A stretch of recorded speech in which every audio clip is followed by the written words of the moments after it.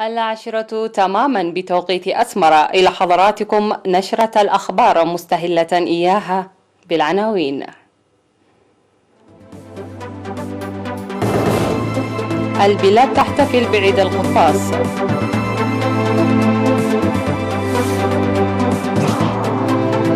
خمسة وتسعون مليون نقطة برامج تأهيل في الإقليم الجنوبي. أنشطة نفير لشقة وصيانة الطرق في منطقة فانا بحكات. مقتل العشرات بدارفور في تجدد للمواجهات القبلية. ترامب يرفع حظر السفر عن البرازيليين والأوروبيين بسبب فيروس كورونا.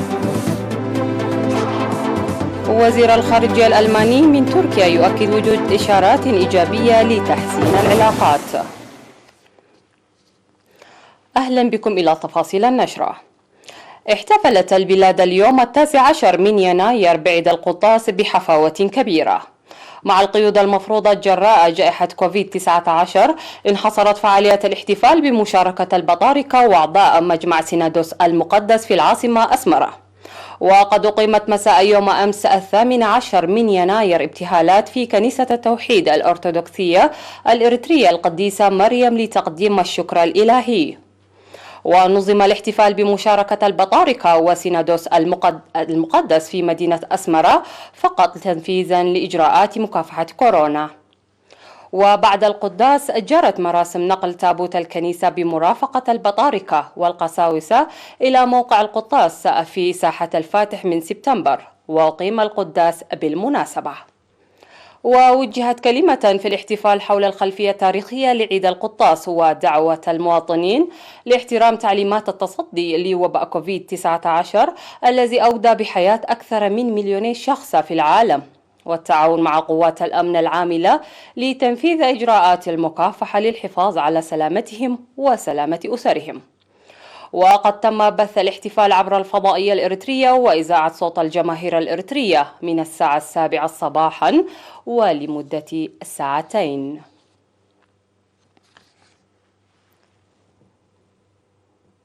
أفاد مكتب وزارة العمل والرعاية الاجتماعية في الإقليم الجنوبي تنفيذ برامج تأهيل بأكثر من 95,000 نقفة العام الماضي لتحسين الحياة المعيشية للمواطنين عامة وأسر الشهداء والأسر الراعية للأيتام خاصة.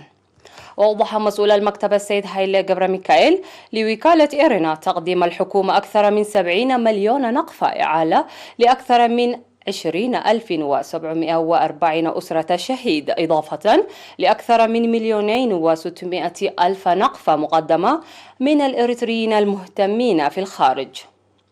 وأشار إلى تأهيل 190 أسرة بالماشية بقيمة حوالي 2,000,000 نقفة لإيجاد مصدر الدخل لها، وتقديم 19.7 مليون نقفة للمعاقين الذين ترعاهم الحكومة، ومساعدة 200 من المواطنين المحتاجين المتأثرين بإجراءات مكافحة كورونا ب700,000 نقفة.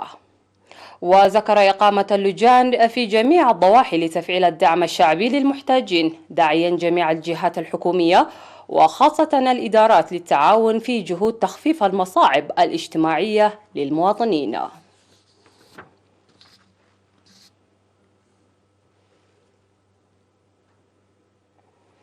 قام سكان عد شيلاشاي في ضاحية فانا بمديرية حقات إقليم عنسبة بتنظيم نفير لشق طريق يؤدي إلى ضاحية بادوب وحشيشاي بطول أكثر من 5 كيلومترات. في الأثناء يقوم سكان عد عدا بصيانة طريق يربط منطقتهم بضاحية عد نسور. ووضح السكان في الآراء التي أدلوا بها لوكالة إيرينا أن الهدف من أنشطة الشاقة والصيانة الجارية هو التقليل من مشاكل المواصلات التي كانت تواجههم، مطالبين لتقديم دعم معدات لتسيير أنشطة النفير.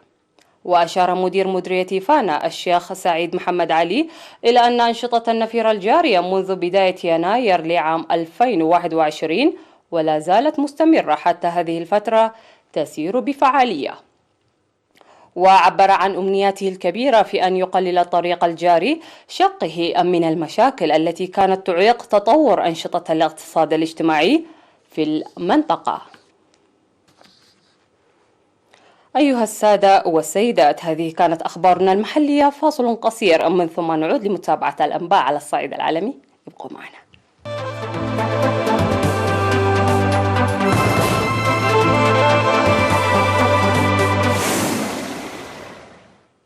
أهلا بكم مجددا. ارتفع عدد قتلى الاشتباكات القبلية في قرية طويل سعدون بولاية جنوب دارفور غربي السودان إلى 47 قتيلا وفق تصريحات زعيم قبلي لوكالة الصحافة الفرنسية. يأتي ذلك بعد يومين من مقتل أكثر من 80 شخصا في مواجهات يشهدها الإقليم المضطرب منذ يومين.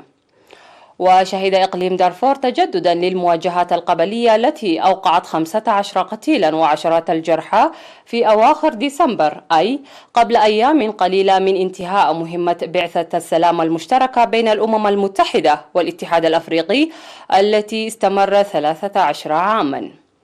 وقتل أكثر من 80 شخصا في مواجهات يشهدها الإقليم منذ يومين وفق ما أفادت به لجنة أطباء السودان المركزية.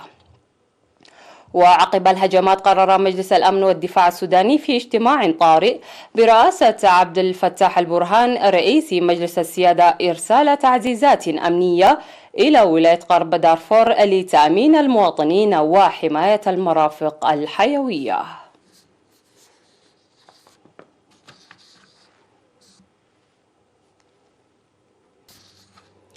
قال وزير الخارجية الألماني هايكو ماس خلال زيارة لأنقرة إن هناك إشارات إيجابية لتحسين العلاقات بين تركيا والاتحاد الأوروبي بعد أشهر من التوتر.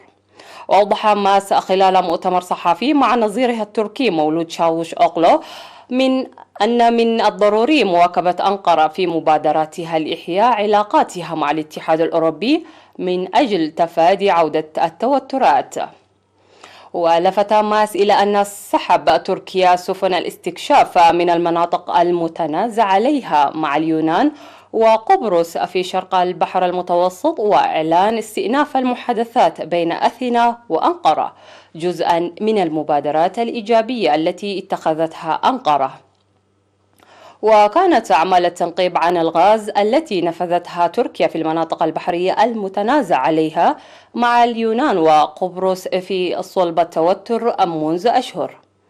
وفي ديسمبر قرر قادة الاتحاد الأوروبي الذين عقدوا قمة في بروكسل معاقبة تركيا على الإجراءات غير القانونية والعدوانية في البحر المتوسط ضد اليونان وقبرص.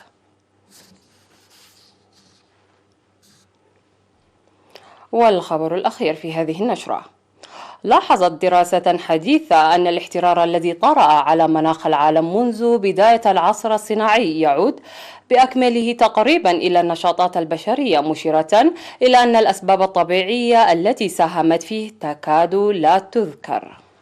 وازدادت حرارة كوكب الأرض أكثر من درجة مئوية واحدة منذ منتصف القرن التاسع عشر، ما أدى إلى زيادة الظواهر الجوية القصوى في كل أنحاء العالم كموجات الحر الشديد والفيضانات والأعاصير.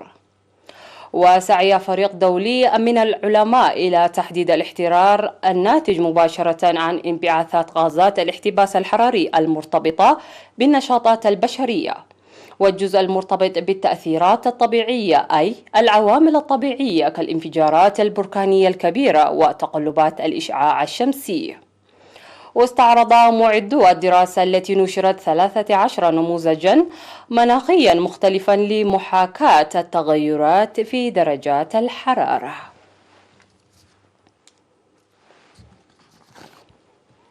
وبهذا وصلنا وإياكم إلى نهاية النشرة. أشكركم على حسن المتابعة. إلى اللقاء.